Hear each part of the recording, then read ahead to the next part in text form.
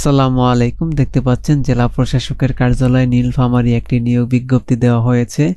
এখানে নীলফামারী জেলার স্থায়ী বাসিন্দাগণ আবেদন করতে পারবেন। তো আজকের ভিডিওতে আমরা আলোচনা করব কি কি পদে আবেদন করা যাবে, আবেদন করার যোগ্যতা, কবে আবেদন শুরু হবে এবং কবে শেষ হবে বিস্তারিত। তো বন্ধুরা, ভিডিওটি শুরু করার আগে আপনাদের কাছে ছোট্ট একটি রিকোয়েস্ট, যারা আমার চ্যানেলে নতুন আসেন চ্যানেলটিকে সাবস্ক্রাইব করে বেল বাটনটি অন করে দিবেন এরকম নতুন নতুন ভিডিও প্রতিনিয়ত আপডেট পাওয়ার জন্য। তো কথা না বাড়িয়ে আমরা মূল আলোচনায় চলে যাই। তো আমরা প্রথমে দেখে নিব যে এর আবেদন কবে শুরু হবে। তো দেখতে পাচ্ছেন এর আবেদন শুরুর তারিখ 22/12/2024 সকাল 10টা থেকে এবং আবেদন করা যাবে 21/1/2025 বিকাল 5টা পর্যন্ত। আবেদন করার জন্য একটি ছবির প্রয়োজন পড়বে, ছবির সাইজ হবে 300x300 পিক্সেল এবং একটি স্বাক্ষরের প্রয়োজন পড়বে, স্বাক্ষরের সাইজ হবে 300x80 পিক্সেল। আবেদন করার জন্য একটি লিঙ্ক দেওয়া আছে, এই লিঙ্কে প্রবেশ করে আপনাদের আবেদন করতে হবে। তো আপনাদের সুবিধার্থে আমি ভিডিও ডিসক্রিপশনে লিঙ্কটি দিয়ে দিব, সেখান থেকে আপনারা আবেদনটি করে নেবেন। তো আমরা এখন পদের নাম আলোচনা করব। তো প্রথমে দেখতে পাচ্ছেন নাজির কাম ক্যাশিয়ার।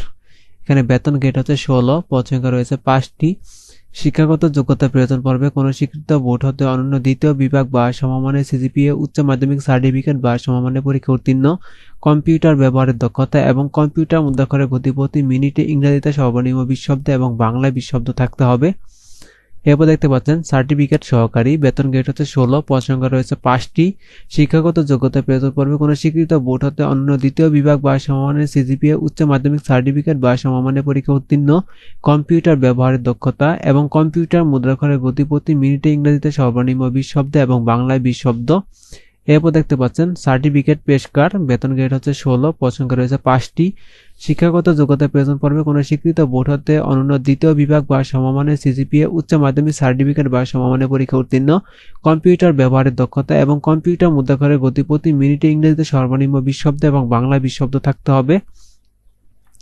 এরপর দেখতে পাচ্ছেন মিউটেশন কাম সার্টিফিকেট সহকারী, বেতন গ্রেড হচ্ছে 16, পদ সংখ্যা রয়েছে 5টি। শিক্ষাগত যোগ্যতা প্রয়োজন পড়বে কোনো স্বীকৃত বোর্ড হতে অনন্য দ্বিতীয় বিভাগ বা সমমানের সিজিপিএ, উচ্চ মাধ্যমিক সার্টিফিকেট বা সমমানের পরীক্ষা উত্তীর্ণ, কম্পিউটার ব্যবহারের দক্ষতা এবং কম্পিউটার মুদ্রাক্ষরের গতি প্রতি মিনিটে ইংরেজিতে সর্বনিম্ন 20 শব্দ এবং বাংলায় সর্বনিম্ন 20 শব্দ থাকতে হবে।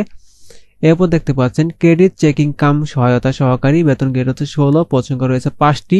শিক্ষাগত যোগ্যতা প্রয়োজন পড়বে কোনো স্বীকৃত বোর্ড হতে অনন্য দ্বিতীয় বিভাগ বা সমমানের জিপিএ, উচ্চ মাধ্যমিক সার্টিফিকেট বা সমমানের পরীক্ষা উত্তীর্ণ, কম্পিউটার ব্যবহারের দক্ষতা এবং কম্পিউটার মুদ্রাক্ষরের গতি প্রতি মিনিটে ইংরেজিতে সর্বনিম্ন 20 শব্দ এবং বাংলায় সর্বনিম্ন 20 শব্দ থাকতে হবে।